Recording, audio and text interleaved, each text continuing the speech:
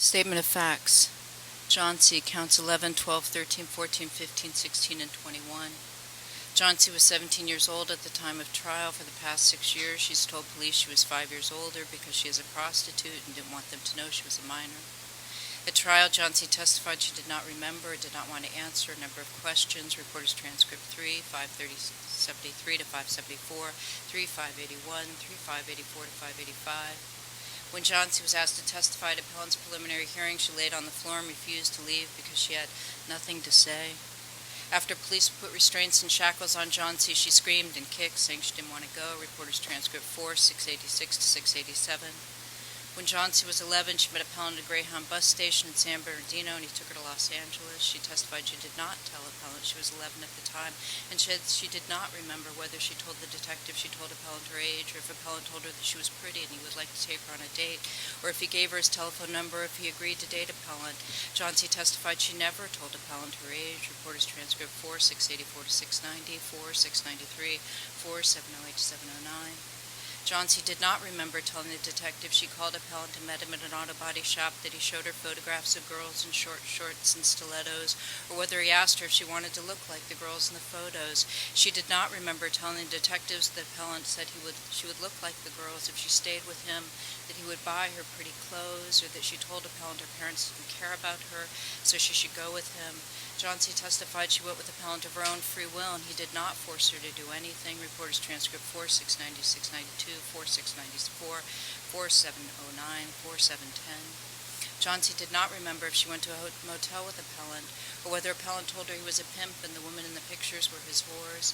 John C. testified she didn't know appellant was a pimp. She did not remember appellant asking if she would whore for him, or promising her pretty clothes, or saying her parents didn't care for her, or letting her call them, and when there was no answer, saying that if they were worried they would have been there, that she then agreed to work with him. She did not remember telling the detective appellant said never take less than $50 for head, explained head meant oral sex, or that a customer should touch her breasts, or she should fondle the customer's penis to make sure the person was not a police officer, or that she was going to a hotel with the customer, she should first call appellant, or bring the money to appellant right after sex, or that if she did all this she would be rewarded with pretty clothes and appellant would take care of her. Reporter's transcript 4, 692 to 695. John C. testified she did not remember telling the detective that appellant then took her shopping for new clothes and had her hair and nails done, or that later 2 black men arrived. Appellant told John C. to just do what they say, and one of the men took out his penis and said, "Just do it, suck my dick."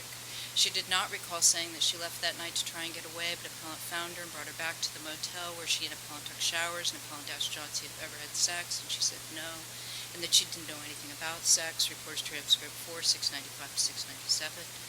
John C. did not remember telling the detective appellant laid on the bed, took out a condom, explained to John C. how to put it on his erect penis, and repeatedly demanded John C. orally copulating him until he complied. Then a short time later told John C. to lay face up and put his penis in her vagina, or that she demanded he stop because she was in pain, but that he did not stop until he decided to do so. She did not remember telling the detective that the next morning appellant introduced her to his other prostitutes, or that in the evening appellant took her to a house party in South Los Angeles. Reporter's transcript 4, 697 to 699. John C. did not recall telling the detective that at the party another of appellant's prostitutes, a woman named Cinnamon, told John C. to stay with her, that she would show John C. how it's done, or that Cinnamon was approached by a man at the party. She told John C. to follow them into the backyard, where Cinnamon orally copulated. The man was paid, then told John C. that's how it's done. Later at the party, another man approached John C. They had sex. John C. felt bad afterwards, but felt better after being paid. John C. did not recall telling the detective she told Cinnamon she got paid.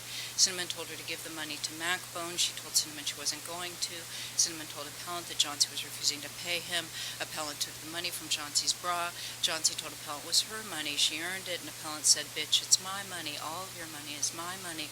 She did not remember telling the detective appellant slapped her repeatedly, or that she dropped to the floor so as not to be hurt, or that appellant slapped and choked her and said not to get him mad. Did she want him to go to jail? Or that they returned to the motel, or that the next day appellant asked John C. if she was mad because he'd hit her, and to stop her from being angry took her to Disneyland. Reporter's transcript 4, 699 to 702.